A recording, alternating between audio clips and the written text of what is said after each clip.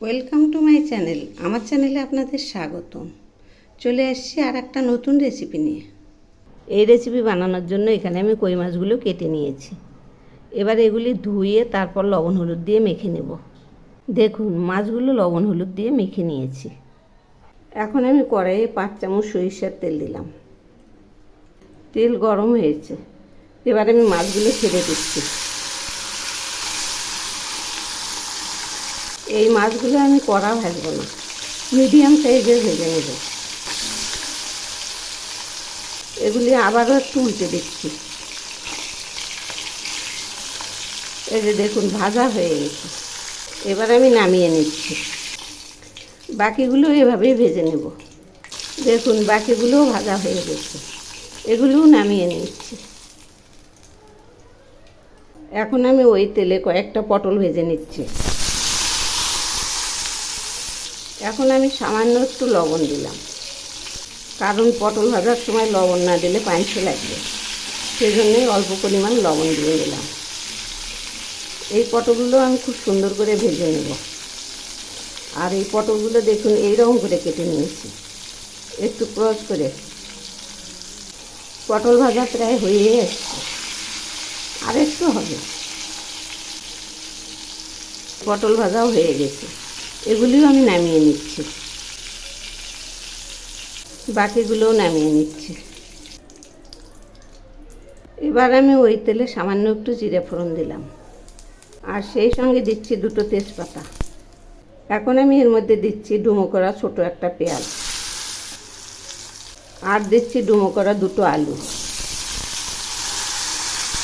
এই আলুগুলোও খুব সুন্দর করে ভেজে নেব। এমনভাবে ভাজবো যাতে ভাজতে সেদ্ধ হয়ে যায়, সেই রকম করে ভেজে নেব। এখন আমি দিচ্ছি স্বাদ মতো লবণ। এবার আমি আলুগুলো একটু নেড়ে দিচ্ছি। আলু ভাজা প্রায় হয়ে এসছে। এই যে দেখুন, একটু লাল লাল হয়েছে। এবার আমি দিচ্ছি পরিমাণ মতো হলুদ। আবারও একটু নেড়ে দিচ্ছি। আর দিচ্ছি বড় একটা পেঁয়াজ বাটা। আর এর সঙ্গে দিচ্ছি 1 ইঞ্চি পরিমাণে 1 টুকরো আদা বাটা। এই যে এটা আদা বাটা, আর 1 চামচ জিরে বাটা। এগুলি একসঙ্গেই বেটে নিয়েছি। এখন আমি দিচ্ছি 1/2 চামচ লঙ্কার গুঁড়ো। ঝালটা আপনাদের পছন্দ মতোই আপনারা দিতে পারেন। এবার আমি এগুলি নেড়ে দিচ্ছি। এই মশলাগুলো খুব ভালো করে কষিয়ে নেব। তবে এর মধ্যে আরও কিছু মশলা দেওয়ার বাকি আছে। দেখুন, মশলাগুলো অনেকটাই কষানো হয়ে গেছে। এই যে মশলাগুলো থেকে তেল ছেড়েছে।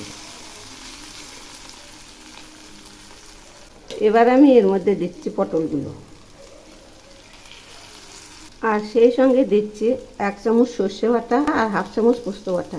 এই যে এটা সর্ষে বাটা, এটা পোস্ত বাটা।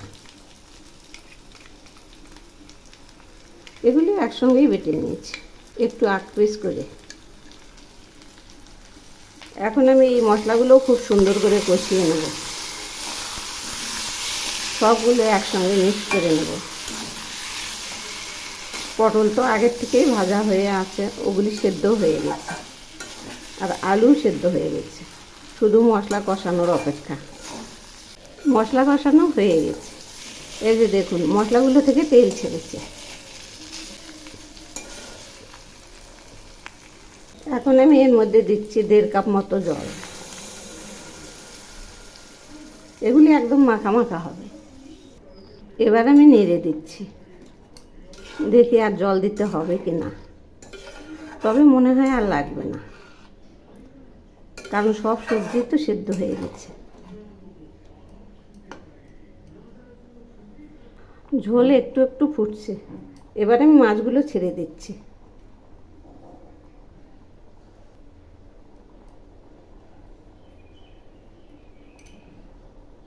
আবারও একটু নেড়ে দিচ্ছি। এই রান্নাটা অসাধারণ টেস্ট হয়। এই পদ্ধতিতে রান্না করলে দেখবেন দারুণ লাগে। দেখুন, রান্নাটা প্রায় হয়েই আসছে। এই যে অনেকটাই মাখা মাখা হয়ে আসছে।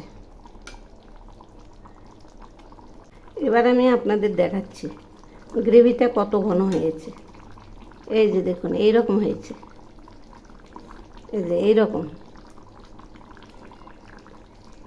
আর একটু হবে।